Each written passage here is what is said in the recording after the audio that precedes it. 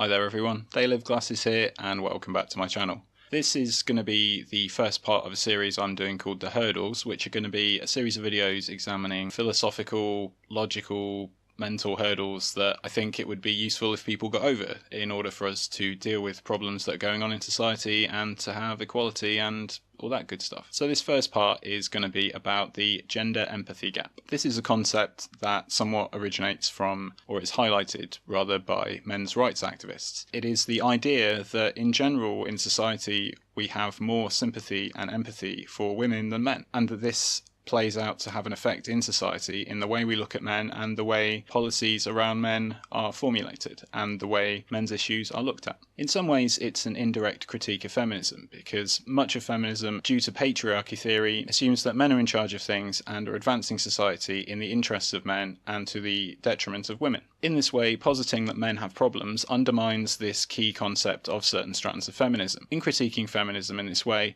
it also acknowledges the fact that the feminist influence laws that benefit women have gone too far perhaps, and are now to the detriment of men in some areas of society and concerning some issues.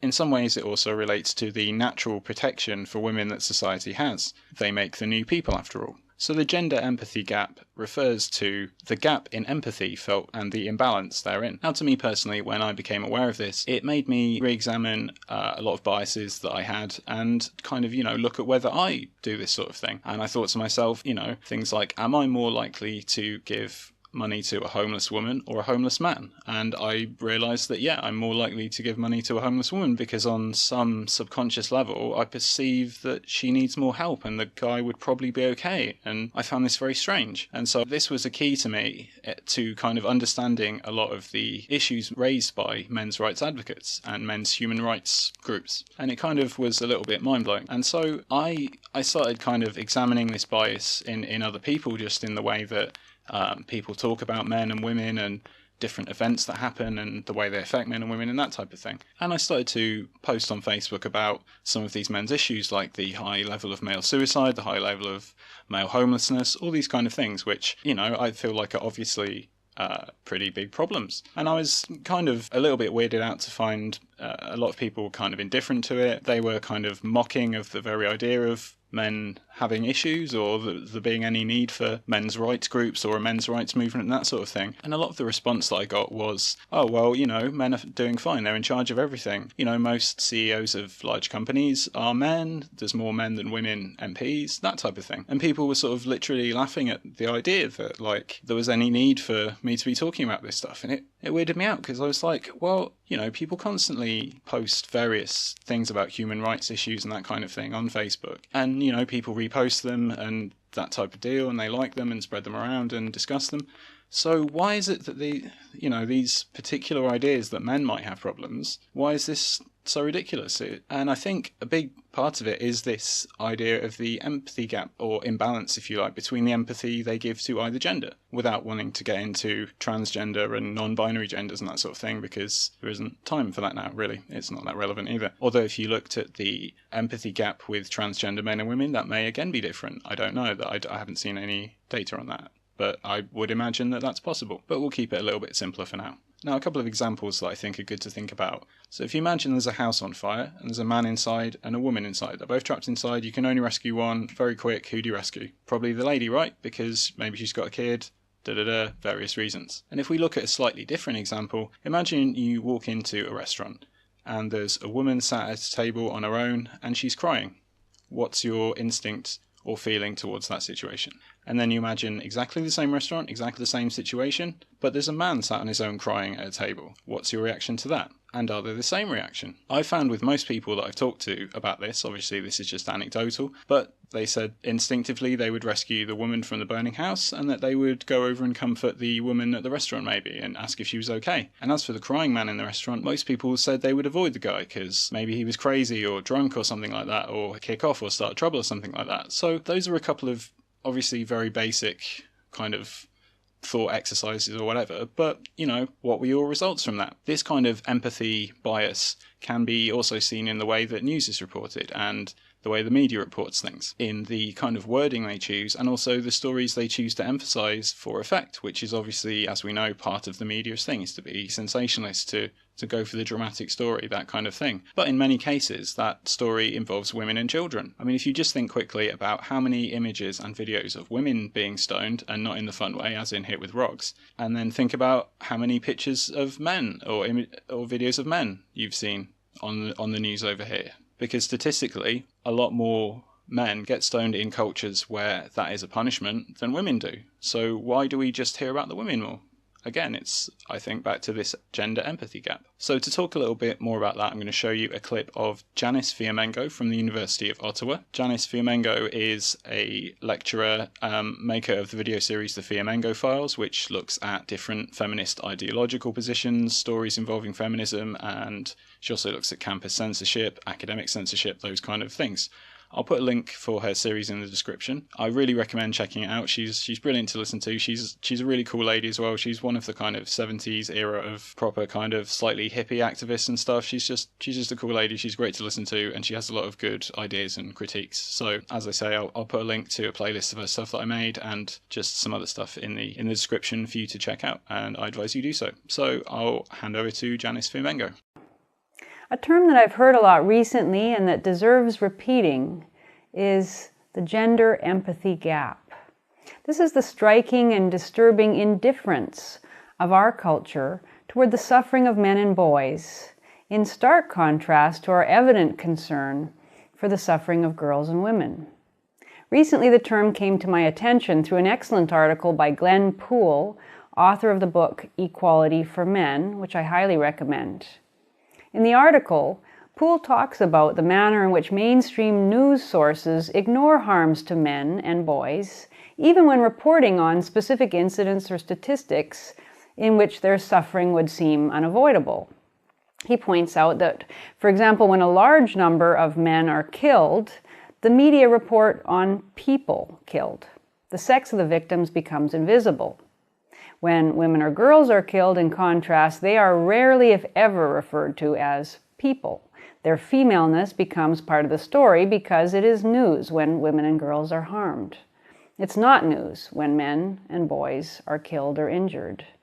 Poole mentions, for example, that 9 out of 10 victims of police-related deaths are of men. 97% of workplace fatalities are male. The U.S. Interagency Council on Homelessness has estimated that 75% of homeless individuals are male. Men are 4 to 5 times more likely than women to commit suicide. 8 out of 10 violent deaths worldwide are male. Now imagine a scenario in which 97% of workplace fatalities were female. Imagine the widespread distress, outrage, the front-page news reports, and the ensuing special programs, workshops, task forces, panel discussions, royal commissions, government reports, emergency measures, and so on. Imagine the unmitigated outpouring of concern by both men and women. But it doesn't come for men. The 97% of workplace fatalities are not news. Why not? Well, why does our society have so much more trouble caring when men and boys suffer and die? Glenn Poole argues that we are all, men and women, collectively more tolerant of the harm that happens to men and boys. We simply value the lives of women more.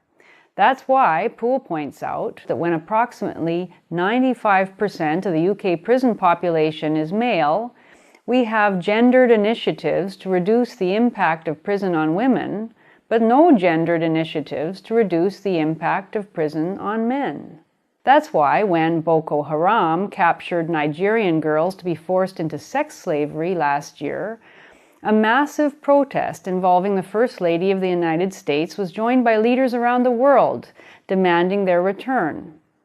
Boys are routinely captured by Boko Haram to be used as child soldiers, abused and enslaved, and there's no similar outcry. What's more, boys and men are routinely slaughtered by Boko Haram, and it's barely news. Why this dearth of social concern?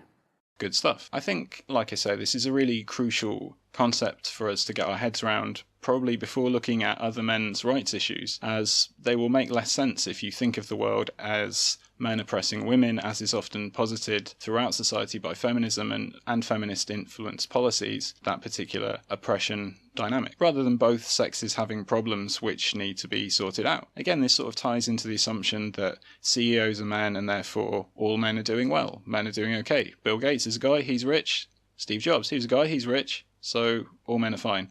But when you look at the male homelessness, the low number of male shelters for homelessness and domestic abuse victims, you'll see that not all men are doing quite so well as a few of them. And it ties into the assumption that Parliament and MPs are majority men, so they must be passing laws and legislations in the interest of men, and again to the detriment of women, because we live in a society with a oppressor-oppressee dichotomy. But then you only have to look at the gender sentencing gap to see this isn't quite as simple, or look at the treatment of members of Parliament like Philip Davies, who is pretty much the only guy who raises men's issues in Parliament, and look at how he gets treated by his colleagues and the press for raising these kind of issues. So it's fairly obvious that even though the men are the majority there, they're not necessarily tackling any of these men's issues still. And again, returning to the allocation of resources to places for men in domestic violence shelters and homeless shelters, we can see that policies in that area aren't being passed in favour of men and their well-being particularly either. I think the idea of looking at gender inequality as a two-sided equation where there are problems affecting men and women, which both need to be dealt with on both sides of the equation in order to solve it, is a helpful way to look at things. There is often the accusation made at men's rights activists that they don't care about women's issues and they somehow want to stop women's rights or regress them to a previous stage. This isn't the case from any of what I've seen. They seem to be just saying, can we look at these problems as well as the problems that we acknowledge affect women and need to be dealt with and are terrible? And it's also important to remember that criticism of feminism and the ideas of the feminist ideology are not the same thing as criticising women or wanting to oppress them. It does kind of seem, from a lot of what I've seen, that some feminists seem to not want to share the empathy and resources with the men's rights movement. I guess, as I mentioned previously, that it undermines the patriarchy theory, that men are always in control and women are always oppressed. If we acknowledge that men have problems too, then they aren't quite the big bad oppressors that feminists make out sometimes. That's why feminists seem to be intent on stopping the men's rights movement at every stage, whether that's their websites and censoring posts on social media, getting accounts banned, that sort of thing, whether it's going after people's jobs and trying to get them sacked, whether it's stopping lectures or conferences by setting up fire alarms with bomb threats, with kind of riotous protests, that type of deal, whether it's withdrawing funding from a documentary which is sensitive to men's issues, whether it's trying to stop that documentary being screened in certain countries. Pretty much on every level you'll find a feminist resistance to what the men's rights movement is doing and them trying to raise awareness for these issues, thus complaining that men don't talk about their problems while simultaneously shutting down a movement started by men to talk about their problems. Good one. That's really helping the fight for equality. I think this idea really highlights the point that feminism needs to update a lot of the ideas it has about how society is. It seems to be received wisdom that women always have it worse and that men are just fine. Well, when you look at many of the statistics and areas I've mentioned previously and areas raised as concern by the men's rights movement, you'll see that this is perhaps not the case anymore. Or at least there are problems that need dealing with. This received wisdom from feminism that women always have it worse and that men are constantly trying to make their lives difficult, or are anyway, even if not meaning to, constantly puts men in the position of oppressor, as I mentioned previously. And how do you have empathy or sympathy for an evil oppressor? This line of thinking allows feminists to put the cart before the horse and explain statistical and numerical differences like the earnings gap as being attributable to sexism. I mean, it's the other way around if you look at temp workers, but let's ignore that because it's awkward. The problem, as I say, is that society has moved on, things have changed, and feminist theory has not moved along with it in certain regards. Society changes, problems can change, they can be differently proportioned to different people due to things happening in society, and different problems can arise for different groups of people at different times. For example, if you look at the earnings gap before a certain age, you'll see that women are out-earning men, and there are areas of society where women outnumber men in certain vocations. It's almost as if different people want to do different things, and that's fine. The high proportion of ladies getting university places compared to dudes is also another example of this. Things change, problems change, society changes, people change, and our solutions have to change with them. That's all for now, people. Mull that one around a little bit and see what you think. See if you can notice this kind of bias going on. Why is it not so bad when a man gets killed or raped? Are you more likely to feel sympathy for a homeless man or a lady? Why is men's rights, out of all the civil rights movements, you've got gay rights, trans rights, workers' rights, you've got like Black Lives Matter, civil rights kind of movements, you've got religious rights movements. Why not men's rights? Why is it the only human rights movement that gets consistently shot down, shit on and misrepresented when it covers issues faced by half of the population? Does this make sense? Is this down to the gender empathy gap? Should we sort this all out? Drop me a message on social medias or whatever and let me know what you think. Hope you're doing well out there, people. Thanks very much for listening. I appreciate you being here and I will see you next time.